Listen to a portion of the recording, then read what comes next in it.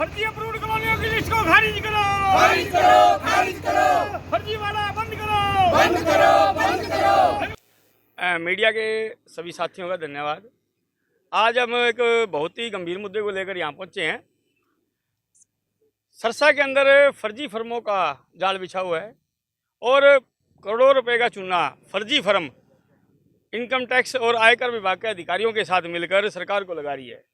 वो फर्जी फर्मों से जो काली कमाई हो रही है वो किस प्रकार से प्रॉपर्टी में कन्वर्ट हो रही है और नगर परिषद के अधिकारी किस प्रकार नियमों को पर रख कर उन फर्मों के संचालकों के साथ साठगांठ कर कर उन प्रॉपर्टियों को नियमों के विरुद्ध जाकर बगैर नियमों के अनऑथराइज ऑथराइज कर रहे हैं। इस मामले का खुलासा करने के लिए आज हम जिला सचिवालय में आए हुए हैं। हमने ज्ञापन दिया है मुख्यमंत्री जी के नाम। सरकार के द्वारा जिला प्रशासन के द्वारा 30/10/2021 को एक अप्रूव्ड कॉलोनियों की लिस्ट जारी की जाती है और उस लिस्ट के अंदर बताया जाता है कि जो जिन क्षेत्रों का वर्णन उस लिस्ट के अंदर है वो अप्रूव्ड हैं, ऑथराइज हैं, अधिकृत हैं, वैध हैं, मान्य हैं और उसके अलावा सारा क्षेत्र अनऑथराइज है, जिसके अंदर अग्रसेन कॉलोनी का एक बहुत बड़ा भाग आ जाता है।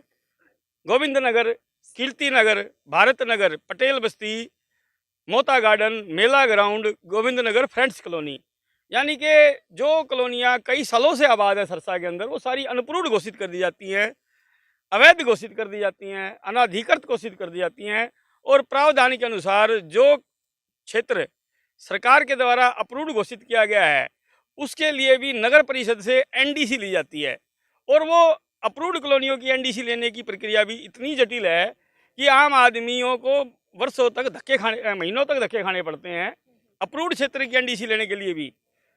लेकिन जब यह मामला फर्जी फर्मों के किंग पद्म बंसल की प्रॉपर्टी का आता है तो सारे नियमों को दरकिनार करते हुए जो मुरब्बा नंबर 81 सरकार की लिस्ट में अप्रूव्ड नहीं है, 4840 गज, जिसका प्रॉपर्टी आईडी है SRS B14 3240, उसको बगैर किसी नियमों के अप्रूव्ड किया जाता है और मार्केट में बिकवाया जाता है नगर परिषद के अधिकारियों के द्वारा। हमने इस मामले की जांच की मांग करी है। हमने सरकार से मांग करी है कि ये जो अप्रूव्ड कॉलोनियों की लिस्ट सरकार द्वारा जारी की गई है जिसके अनुसार शहर के बहुत ही पुरानी कॉलोनियाँ अवैध घोषित हो गई हैं, इसका नए सिरे से दोबारा सर्वे करवाया जाए और इस तत्काल इस सूची को रद्द करते हुए जो पुरानी व्यवस्था में रजिस्ट्रेशन का कार्य हो रहा था उसको उसी तरीके से चलाया जाए और जब तक नया सर्वे लिस्ट जारी नहीं होती तब तक नए सिरे से नया सर्वे करवाया जाए। और इस मामले की हमने जांच की मांग करी है कि क्या नगर परिषद के अधिकारियों की फर्जी फर्मों के साथ सिर्फ साठगांठ है या उनकी प्रॉपर्टी में उनकी काली कमाई में इन अधिकारियों का भी निवेश है, या ये जांच में साबित होगा कि यह अधिकारी दबाव में काम कर रहे हैं। अगर ये दबाव में काम कर रहे हैं तो ये दबाव किसका है? क्या गोविंद कांडा जी का दबाव है या दुष्यंत चौटाला जी का दबाव है? जब पूरा शहर आपने अनअप्रूव्ड घोषित कर रखा है, अवैध घोषित कर रखा है, अमान्य घोषित कर रखा है, तो स्पेशल एक ऐसा व्यक्ति जिसकी तलाश पूरे हरियाणा की विजिलेंस कर रही हो, उसकी तलाश में हर जगह पूरे प्रदेश में छापेमारी चल रही हो, उस समय उसकी प्रॉपर्टी को बगैर नियमों के वैध करते हुए बाजार में बिकवाया जाता है। और इन चीज़ों को लेकर आज हमने मुख्यमंत्री जी के नाम ज्ञापन दिया है और हमारी मांग है कि ये जो नगर परिषद के अंदर फर्जीवाड़ा चल रहा है अप्रूव्ड और अनअप्रूव्ड के नाम पर, क्योंकि जब ये लिस्ट जारी हुई थी उस समय नगर परिषद एनडीसी जारी करती है और जिला टाउन प्लानर एनओसी जारी करता है, उसके बाद ही रजिस्ट्रेशन का काम होता है। लोगों के संवैधानिक अधिकार को इन्होंने बंधक बना रखा है। आम आदमी का जो संपत्ति का अधिकार है उससे बिल्कुल छीन लिया है इन्होंने इस नियम को लाकर। अब आज जो हमारी मांग है इसको है कि कौन से नियमों से ये अप्रूव्ड हुई, वो नियम सार्वजनिक किए जाएं। अगर वो नियम हैं तो वो बाकी शहर के लोगों के लिए भी खोले जाएं। मैं वही बात बता रहा था कि नगर परिषद के द्वारा एनडीसी जारी की जाती है और टाउन प्लानिंग के द्वारा एनओसी जारी की जाती है। दोनों में बड़ा भ्रष्टाचार का खेल है। इस मामले के पार्ट 1 का खुलासा हमने 1 महीना पहले सचिवालय में किया था कि किस प्रकार से 50,000 रुपये मांगने का ऑडियो स्टिंग जब जारी हुआ तो जिला प्रशासन द्वारा वो चीज़ें दबाई गई। आज उसका हम दूसरा भाग उजागर कर रहे हैं। ये खेल बहुत मोटा है।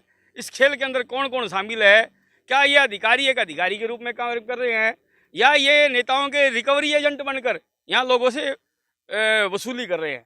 तो मुझे नहीं लगता है कि इस मामले की कोई जांच होगी, क्योंकि पीछे हमने जो मामला उजागर किया था उसकी जांच आज तक भी नहीं हुई है, जो 50,000 रुपये मांगने का ऑडियो स्ट्रिंग टाउन प्लानिंग की तरफ से था। अब इन चीज़ों को दबाने में कौन से नेता शामिल हैं, कहाँ कौन कौन से प्रशासनिक अधिकारी शामिल हैं, कितना बड़ा ये खेल है, ये जांच में होगा। लेकिन हमें नहीं लगता कि ये जो नकली ईमानदारों की भारतीय जनता पार्टी की सरकार है, बाकी मामलों की तरह इस मामले की भी कोई जांच करवाएगी। इस मामले को लेकर हम जनता की अदालत में जाएंगे, जनता को बताएंगे, जनता को जगाएंगे। भ्रष्टाचार का एक ही काम, निकलो बाहर मकानों से,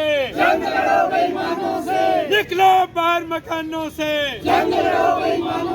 पहले लड़े थे गोरों से, अब लड़ेंगे चोरों से, पहले लड़े थे गोरों से, अब लड़ेंगे चोरों से। इनकलाब जिंदाबाद, आम आदमी, जिंदाबाद। आम आदमी।